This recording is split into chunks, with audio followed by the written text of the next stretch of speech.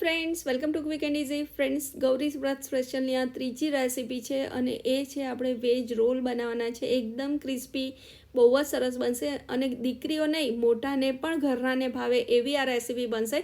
તો તમે જરૂરથી ટ્રાય કરજો. ફ્રેન્ડ્સ, તમને ગમે ને તો તમારા ફ્રેન્ડ સાથે શેર કરી મારી ચેનલને સબસ્ક્રાઈબ જરૂર કરજો. તો સૌથી પહેલાં કુકરમાં આવી રીતે તમારે કાંઠો મૂકી અને એની ઉપર એક કાણાવાળી ડીશ એટલે કે આપણી જાળી મૂકી દેવાની અને એની ઉપર આપણે 500 ગ્રામ કાચા કેળા મૂકીશું. યસ ફ્રેન્ડ્સ, આપણે કેળાને પાણીમાં નથી બાફવાના, ડાયરેક્ટ આપણે આવી રીતે વરાળે બાફવાના છે. તમારે બટાકા પણ આ રીતે બાફશો ને તો બહુ સરસ બફાશે. હવે તમારે મીડિયમ ફ્લેમ ઉપર 3 વિસલ મારી દેવાની છે. એ થાય ત્યાં સુધી આપણે મસાલો રેડી કરીએ. તો મેં 1 ચમચી જેટલી દ્રાક્ષ અને 6 થી 7 કાજુ લીધા છે. એ સાથે મેં 2 ટેબલસ્પૂન જેટલા શેકેલા સિંગદાણા લીધા. સૌથી પહેલાં સિંગદાણાને આવી રીતે અધકચરા ગ્રાઇન્ડ કરવાના, કાજુને સમારી લેવાના, દ્રાક્ષને સમારી લેવાની. હવે આ 4 લીલા મરચાં છે એની પેસ્ટ કરી લેવાની ને આ છે 100 ગ્રામ પનીર. ફ્રેન્ડ્સ, એકદમ હેલ્ધી ને સરસ રેસીપી બનશે. આ ઘરનું પનીર છે, તમારી પાસે ના હોય તો તમે રેડીમેડ પણ લઈ દો. હવે પનીરને એક બાઉલમાં કાઢીને એમાં આપણે પહેલાં બધા મસાલા કરી દઈએ. તો એની અંદર આપણે દ્રાક્ષ અને કાજુ જે સમારીને રાખ્યા હતા ને એ ઉમેરવાના છે. 1 ટેબલસ્પૂન જેટલી ખાંડ ઉમેરવાના છે. ફ્રેન્ડ્સ, આમાં મીઠું નથી ઉમેરવાના, એટલે આપણે ટેસ્ટ એન્હાન્સ કરવાનો છે. હવે એ થોડું મિક્સ કરી દઈએ. પછી એમાં લીલા મરચાં ઉમેરવાના છે. તો જે આપણે 4 મરચાં પેસ્ટ કરી હતી ને એ મરચાં અંદર ઉમેરવાના છે. તલ ઉમેરવાના છે. થોડોક લીંબુનો રસ ઉમેરવાના છે અને અધકચરા શેકેલા સિંગદાણાનો ભક્કો અને આ છે 1 ચમચી જેટલો મરી પાવડર. બસ આ બધું જ તમારે અંદર ઉમેરી દેવાનું. છેલ્લે લીલા ધાણા ઉમેરી અને બધું જ બરાબર મિક્સ કરી લેવાનું છે. ફ્રેન્ડ્સ, હવે આપણું કુકર પણ ઠંડુ થઈ ગયું છે. ચલો આપણે આ કેળાને કાઢી લઈએ. તો જો કેળા એકદમ સરસ બફાઈ ગયા છે અને તમારે બટાકાની જેમ રેગ્યુલર નહીં, અને થોડાક ઓવર કુક કરવાના, કારણ કે જેવા રીતે આ કેળા ઠંડા પડશે ને ફરી હાર્ડ થઈ જશે. એને આવી રીતે ફોકથી બરાબર મેશ કરી લેવાના, જેવી રીતે આપણે વેજ રોલ રેડી કરીએ ને એમાં. બસ હવે એમાં આપેલો આપણે જે મસાલો રેડી કર્યો ને એ બધું જ ઉમેરી દેવાનું અને બરાબર મિક્સ કરી લેવાનું. ફ્રેન્ડ્સ, સ્ટફિંગ સેજ પણ ઢીલું નહીં રહે, એકદમ સરસ બનશે. અને આપણે જે સિંગદાણાનો ભૂક્કો ને તલ નાખ્યા છે ને એટલે થોડી ક્રન્ચીનેસ આવશે. હવે આપણું સ્ટફિંગ રેડી છે. હવે એનું આઉટર લેયર માટે તમારે 1 ટેબલસ્પૂન જેટલું આ ઘઉંનો લોટ લેવાનો છે. એમાં મરી પાવડર ઉમેરવાનો છે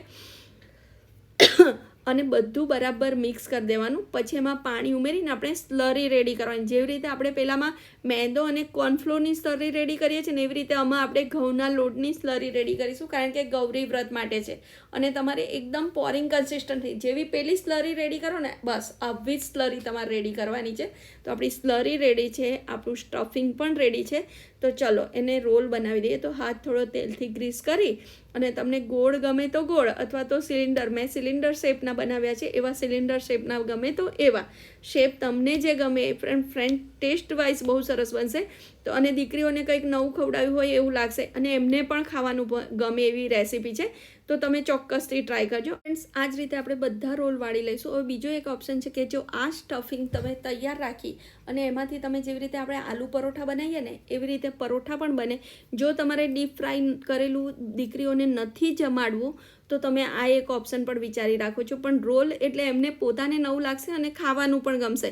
પરાઠામાં એટલો ઇન્ટરેસ્ટ નહીં બતાવે. તો જો રોલ કેટલા સરસ થઈ ગયા છે, સેટ પણ છે ઢીલું સ્ટફિંગ. તો તમે આ ચોક્કસથી ટ્રાય કરજો. બસ હવે આપણે આ સ્લરીમાં એને ડીપ કરવાના છે. સ્લરી આવી જ રેડી કરવાની ફ્રેન્ડ્સ, જેવી આપણે પહેલાંમાં મેંદા અને કોર્નફ્લોરની કરીએ છીએ. બસ એમાં જો ડીપ સરસ કોટ કરી દીધું ને, હવે એને આપણે સિંગદાણાનો જે ભૂક્કો રેડી કર્યો હતો ને બસ એમાં કોટ કરવાનો છે. કારણ કે આમાં આપણે બ્રેડ ક્રબ્સ કે કશું યુઝ નહીં કરી શકીએ, કે ના આપણે ઘઉંની સેવ યુઝ કરી શકીશું. બસ તો આ રીતે એને કોટ કરી અને પછી આપણે એને ડીપ ફ્રાય કરવાના છે. તો બસ તો તમે આ જ રીતે બધા જ રોલને રેડી કરી અને એક સાથે એક પ્લેટમાં મૂકજો. પછી ડીપ ફ્રાય કરવાના. મેં તેલ ગરમ મૂકી દીધું હતું. એમાં હવે આપણે ધીરે ધીરે અંદર આપણા રોલને તળાવવા માટે મૂકી દઈએ. ફ્રેન્ડ્સ, હવે તમારે એને થોડુંક આમ અલટાઈ પલટાઈ અને લાઇટ બ્રાઉન કલરના થાય ને ત્યાં સુધી તમારે એને તળી લેવાના છે. ફ્રેન્ડ્સ, આપણું આઉટર લેયર સિંગદાણાનું છે ને એટલે ક્રન્ચી સરસ લાગે છે. તો તમે આ ચોક્કસથી ટ્રાય કરજો. ફ્રેન્ડ્સ, જો આપણા બધા રોલ તળાઈને રેડી થઈ ગયા છે લાઇટ બ્રાઉન કલરના, અને જો આઉટર લેયર કેટલું સરસ લાગે છે. તો તમે આ ચોક્કસથી ટ્રાય કરજો. ચલો હવે થોડાક ઠંડા પડે ને એટલે આપણે એને સર્વ પણ કરી દઈએ.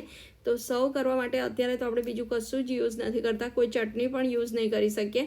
તો એના માટે મેં થોડુંક ગળ્યું દહીં બનાવ્યું છે, એટલે કે ફ્રેશ દહીંમાં થોડી ખાંડ ઉમેરીને આવી રીતે આપણે દહીં વડાનું કેવું ફેંટી લઈએ છીએ, બસ એવી જ રીતે મેં એને દહીં સાથે સર્વ કર્યા છે. ફ્રેન્ડ્સ, તમે જો રાયતું ખાતા હોય ને તો આમાં કાકડીનું રાયતું પણ બનાવી શકશો.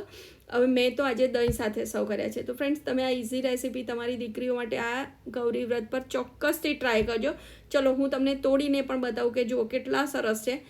જો છે ને, જોઈને જ ખાવાનું મન થાય એવા ને એનો આઉટર લેયર પણ સરસ છે. તો તમે ટ્રાય જરૂરથી કરજો. Friends, thank you.